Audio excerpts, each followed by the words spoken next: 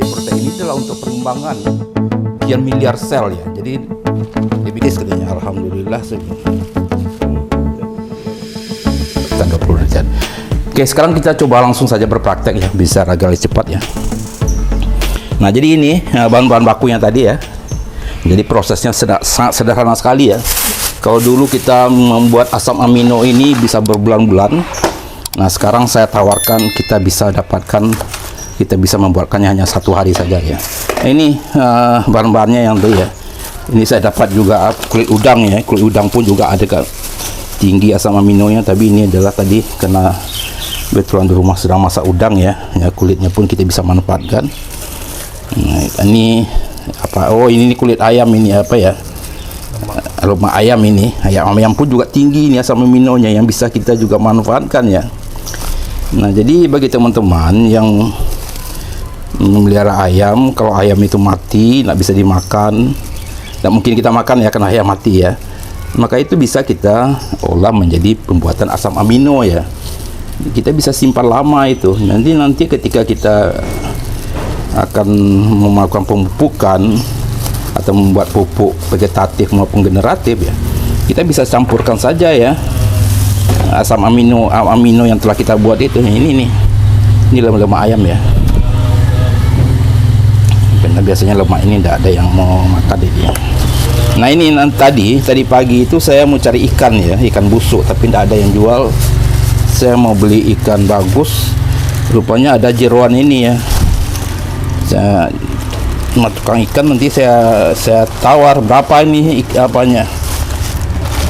Lalu dibilang nggak usah pak, diambil saja gratis katanya. Alhamdulillah saja. Nah, kan kita dapat ini banyak sekali ini ya. Nah, ini pun juga merupakan asam amino yang bagus ya. Jadi ini jeroan ikan sama apa ini, insang ikan ini ya, sangat bagus sekali ya sebagai kita jadikan untuk pembuatan asam amino. Nah, bahan ini kita akan blender ya. Kita langsung blender aja, ini tidak perlu dicuci ya. Karena dalam darahnya itu pun juga akan banyak sekali asam aminonya. Oke, ini blender sudah saya siapkan. Jadi kita satu-satu saja memblendernya. Masukkan bahan seperti ini.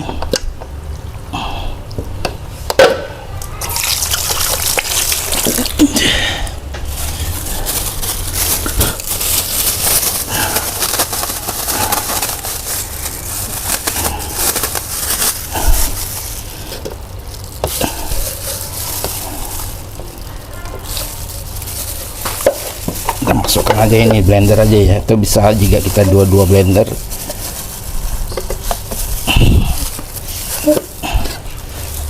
Jadi airnya pas cukup di blender aja ya, jadi jangan terlalu banyak. Prosesnya seperti itu ya.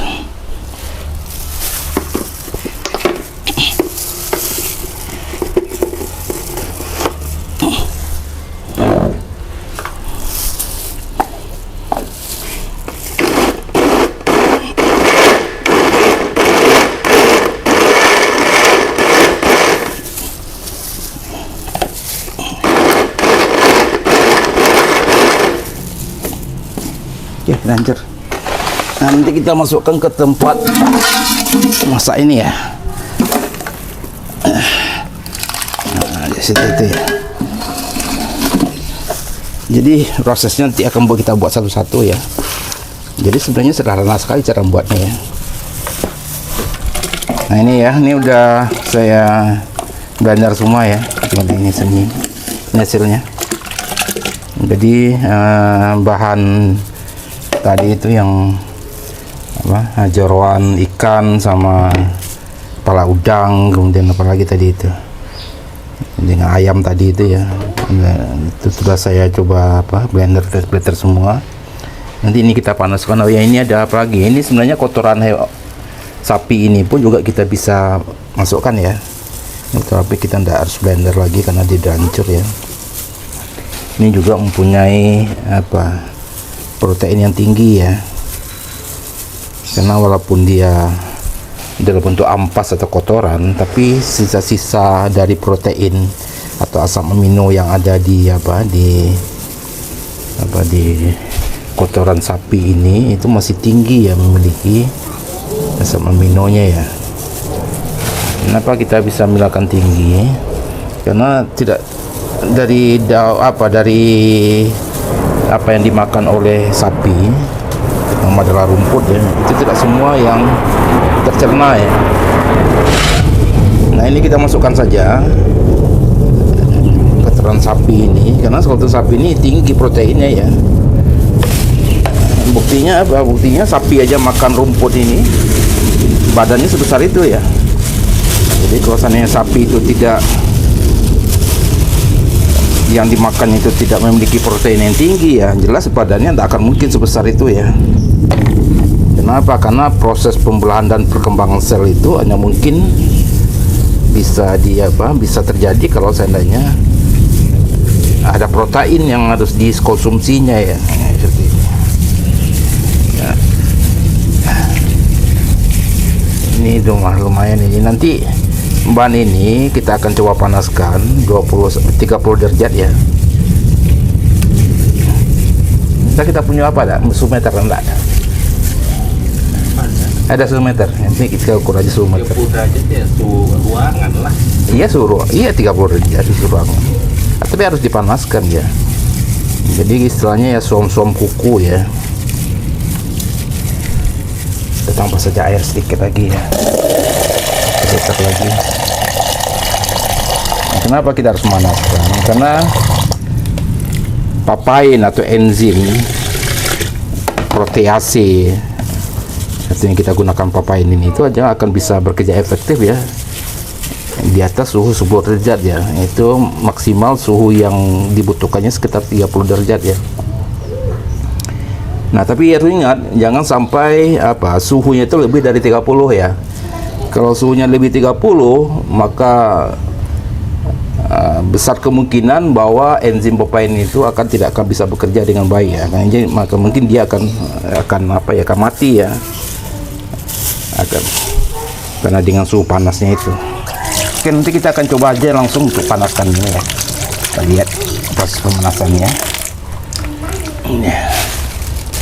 Ya, kompor ini aja ya kita pakai agar lebih cepat prosesnya.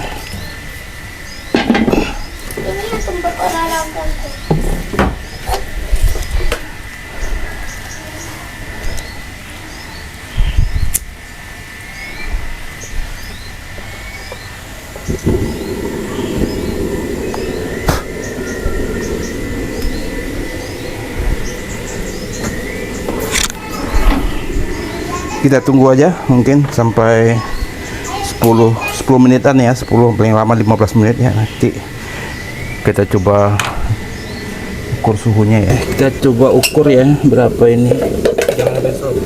Nah, batasnya itu leher itu. Tidak nampak ini berapa? 297 297 98 299 30. pas ya. Ini som kuku ya, som kuku, jadi tidak begitu ya. Coba cek lagi, curang lagi.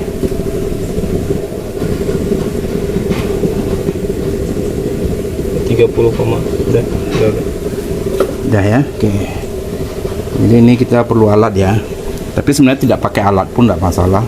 Yang penting terasa agak panas saja sedikit ya, itu sebenarnya sudah jadi 30 derajat ya. Kita akan matikan aja, tidak aktif ya. Oke, mungkin kita nah, ini saya pakai ini Pak Dodo, ini bagus ini ya. Ini dikasih tetangga ini yang buat ini bagi teman-teman binat, tapi bagus ini tempat duduknya untuk kita buat membuat pupuk untuk pertanian. Jadi bagi yang berminat ini kita bisa membantu pengusaha kecil, pedagang kecil. Kemarin katanya dijualnya berapaan ini? 50 ribuan ya. 50 ribu juga bagus, banyak kuat sekalinya dari kayu yang itu ya. Nah, kayunya dan pembuatannya juga rapi ya. Ini kemarin minta bantu tolong dipasarkan pun saya dikasih yang satu ini ya, berapa. Oke, kita lanjutkan. Setelah ini kita panaskan 30 derajat, kemudian kita akan simpan, kita tutup rapat ya, kita akan masukkan ke ini. Jadi semua bahan ini kita masukkan ke tempat yang tertutup ini ya. Jadi nanti setelah ini kita masukkan ke sini, nanti kita akan tutup rapat ya. Setelah dingin aja dia nanti, supaya nanti sedang menguap. Jadi kita tutup dengan plastik ya, nanti dengan plastik seperti ini. Tapi nanti kita tunggu dingin dulu ya. Ini betul-betul rapat ya, jangan sampai ada darah yang masuk. Kenapa? Kenapa harus rapat? Karena kita khawatir kalau seandainya dia tidak rapat, kita khawatir ya bakteri luar atau patogen lain itu akan bisa masuk ke dalam ini ya. Enggak, kita enggak usah ini nanti nanti setelah 1 hari atau 12 jam atau 10 jam lah ya. Atau bagusnya dia setelah 1 hari, nanti ini akan kita campur dengan pupuk organik yang akan kita fermentasi ya.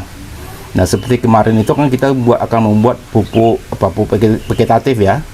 Jadi mungkin besok kita baru akan buat pupuknya, kemudian kita campurkan asam amino yang telah kita buat ini, fermentasi 1 hari ini ke dalam itu, sehingga unsur yang terkandung dalam pupuk vegetatif itu, di samping ada nitrogennya yang tinggi ya, sama P-nya yang tinggi, nanti kan kita gandakan juga dengan KRR itu ya. Nanti kita masukkan gini. Jadi sehingga asam amino pun yang nanti yang kita gabungkan masuk ke dalam pupuk vegetatif yang kita fermentasi selama 1 minggu atau 2 minggu itu nanti juga akan bisa melipat ganda kemampuannya itu dengan menggunakan KRR ya. Jadi sekalian dengan bahan itu nanti kita akan masukkan ini bahan-bahan itu ya. Mungkin ini kita buka aja dulunya karena masih panas ya. Jadi jangan apa. Jadi nanti kita tutup seperti itu. Ini ada 3 tempat ini saya lagi ya. Besok kita masukkan semua bahannya ya.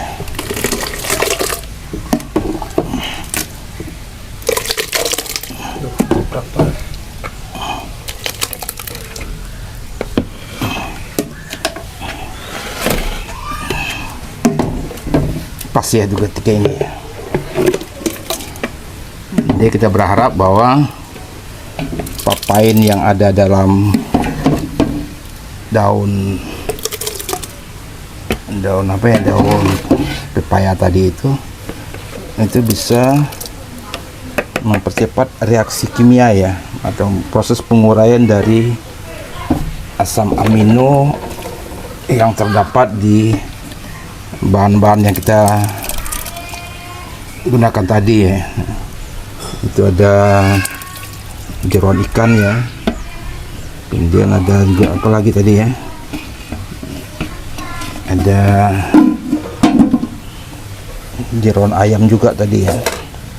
Nah, kita berharap ini bisa terurai dalam 12 jam atau 24 jam. Kemudian kita akan fermentasi lagi selama 1 atau 2 minggu ya, untuk kita campurkannya dengan bahan pupuk vegetatif yang besok akan kita coba buat ya. Nah, mungkin demikian saja sahabat tani semua, mudah-mudahan ini menjadikan inspirasi bagi teman-teman. Ternyata dari apa yang kita diskusikan ini tidak ada bahan satupun yang bisa terbuang ya. Tadi kita gunakan untuk bahan asam amino itu adalah betul-betul limbah ya. Jadi limbah dari ikan ya. Kemudian juga ada kotoran sapi tadi ya. Sebenarnya kotoran ayam juga bagus ya, kita gunakan untuk itu ya. Bisa kita fermentasikan seperti ini untuk penguraikan, dengan syaratnya memang kita pastikan bahwa kita memiliki enzim papain tadi ya. Jadi papain itu adalah merupakan salah satu contoh dari enzim protease yang akan bisa memecah protein yang ada dalam suatu unsur organiknya. Mungkin demikian saja, mohon maaf jika ada banyak kekurangnya. Wabillahi taufiq wa hidayah. Assalamualaikum warahmatullahi wabarakatuh. Sementara N juga masih dibutuhkan, tapi dalam jumlah yang sedikit. Karena apa? Karena kita mengharapkan dengan N ini jangan daun atau batang ini berkembang di tengah, sementara bunga, buah dan biji itu. Makanya kita butuh nutrisi dan